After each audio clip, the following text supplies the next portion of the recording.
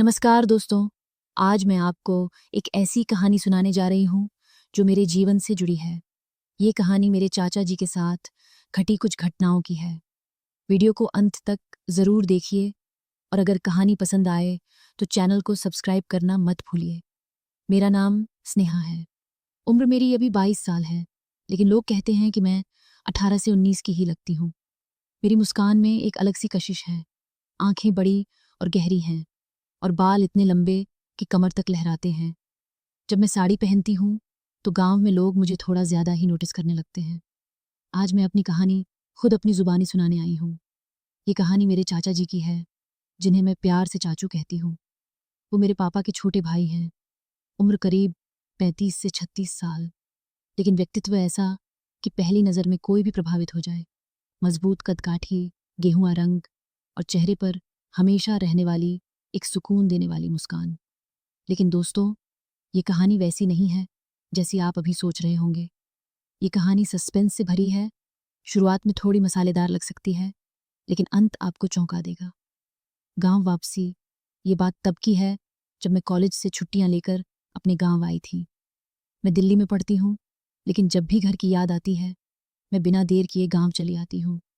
हमारा गांव पंजाब की तरफ है, जहाँ सरसों के खेत लहराते हैं और हर घर में दूध मक्खन की खुशबू रहती है। उस दिन पापा शहर गए हुए थे, इसलिए मम्मी ने कहा कि चाचा जी मुझे बस स्टैंड से लेने आएंगे। मैं स्टैंड पर खड़ी थी, कंधे पर बैग लटकाए। तभी चाचा जी अपनी जीप लेकर पहुंचे। स्नेहा बेटी, आजा, उन्होंने प्यार से कहा। रास्ते भर बातें होती रहीं, कॉलेज, पढ़ाई, सेहत। उनकी आवाज़ में एक अपनापन था, एक केयर थी जो अच्छी लगती थी। लेकिन कहीं कहीं उनकी नज़रें कुछ देर के लिए मुझ पर टिक जाती, जो मुझे थोड़ा अजीब भी लगता और मन में एक अनकहा सा सवाल भी छोड़ जाती। बढ़ता सस्पेंस। घर पहुंचकर सब कुछ सामान्य था। खाना, बातें, हंसी। रात को चाचा जी ने कहा, तू थक गई होगी, सो जा। कल सुबह मेरे साथ खेत चलेंगे, कुछ नया दिखाऊंगा। उस रात बिस्तर पर लेटी तो उनके शब्द बार बार याद आ रहे थे। वो केयर थी या कुछ और। अगली सुबह मैं साड़ी पहनकर नीचे आई। चाचा जी ट्रैक्टर तैयार किए खड़े थे। खेतों में सरसों के पीले फूल खिले थे। हवा ठंडी थी, बाल उड़ रहे थे। उन्होंने हंसते हुए कहा, तेरे बाल तो रेशम जैसे हैं स्नेहा। मैं शर्मा गई। फिर कभी रास्ते में हाथ पकड़ लेना, कभी हल्की सी तारीफ, कभी बचपन की बातें। हर दिन कुछ ऐसा होता जिससे कहानी आगे बढ़ती, लेकिन कभी कोई सीमा पार नहीं होती। गांव की नदी, खेतों की पगडंडियां, छत पर तारे गिनना, देर रात तक बातें करना। हर पल में एक अनकहा सस्पेंस था। सच्चाई का खुलासा। करीब 10 दिन ऐसे ही बीत गए। फिर एक दिन चाचा जी ने कहा, स्नेहा, आज मैं तुझे सच बताना चाहता हूँ। हम कमरे में थे, दरवाज़ा बंद था। उन्होंने गंभीर आवाज़ में कहा, बेटी, मैं तुझे बहुत प्यार करता हूँ, लेकिन वैसा नहीं जैसा तू या लोग सोच सकते हैं। मैं बस ये देखना चाहता था कि तू कितनी समझदार है, कितनी परिपक्व है।